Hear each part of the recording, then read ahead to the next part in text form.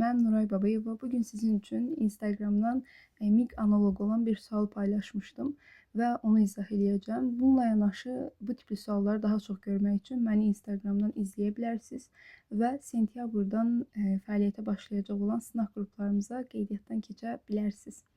Gəlin suala baxaq.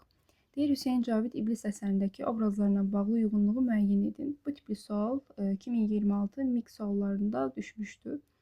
Və bu suallarda müəllimləri çaşdıran çox cüzi bir məqam var. Müəllimlər düşünür ki, bu fikirlərin hamısı çoxluqla bu obrazların hamısına aid olmalıdır.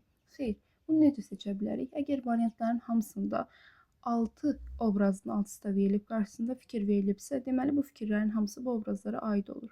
Yox, əgər ki orada 5 obraz, 4 obraz, 3 obraz verilibsə variantlarda və qarşısındakı fikirlər uyğunlaşdırılıbsa, deməli orada hansısa fikir, hansısa obraza aid olmaya da bilər. Yəni o fikirlərdən çıxa biləcəyimiz fikirlər də mövcud ola bilər. Buna görə bu sualı variantsız verdim ki, siz varianta görə işləməyin. Yəni özünüz sualı təhlil edin, düzgün şəkildə uyğunlaşdıra biləsiniz.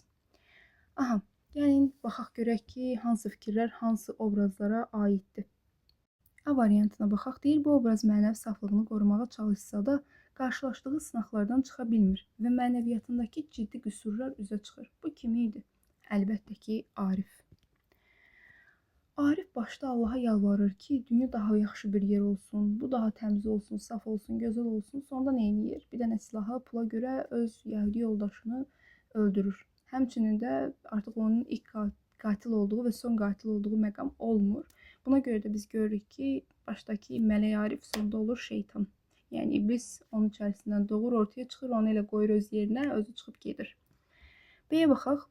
Deyir, Elxan onu Tövrat'a uyan bir dəccal adlandırır. Günahı fransız casusu olub Ərəbistanda ara qatmaqdır, ara qarışdırmaqdır.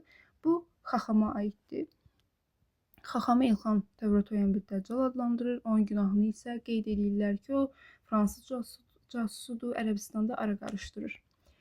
Ciddə deyir ki, iblis kəramət sahibi adlandıran bu obraz onun əlini öpdükdən sonra Elxana onun tək rəqibinin Allah olduğunu qeyd edir. Baxın.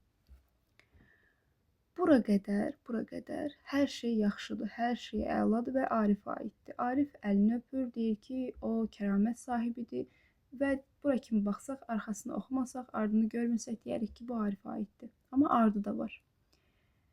Elxanı onun rəqibinin Allah olduğunu qeyd edən, yəni iblisin rəqibinin Allah olduğunu qeyd edən Arif deyil. İblis sözüdür. Buna görə də bu fikri götürmürük. Deməli, əgər siz yarıya qədər gəlsəniz, bu fikir hansınasa götürsəniz, 2.5 balınız getdi.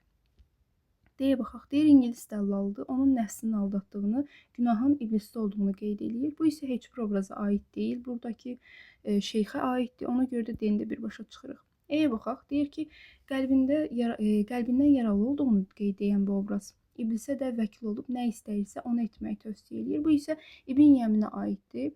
İbn Yəmin Rəna deyəndə ki, bəs biz yaralı əskərə baxmağa gəlmişdik də, bu nədir? O da qayıdıb deyir ki, bəs sən yaralı axtarırsan, mən özüm yaralı. Mənim elə ən böyük yara qəlbimdədir. Sonra da iblislə müzakirəsində deyir ki, bəs sən belə yaxşı cavablar verirsən, kaş deyir, vəkil olasan, nə istəyirsənsə onu eləyəsən. Ona görə də bunda götürürük İbn Yəminə. Yəni bizim cavabımız nə olur? 2A, 3B, 6E. Bu şəkildə götürsəniz, bu sualın doğru cavabını tapmış olacaqsınız. Belə müəllimlər, ümidvaram ki, sizin üçün xeyirli olmuşdur. Hələlik özünüzə yaxşı baxın.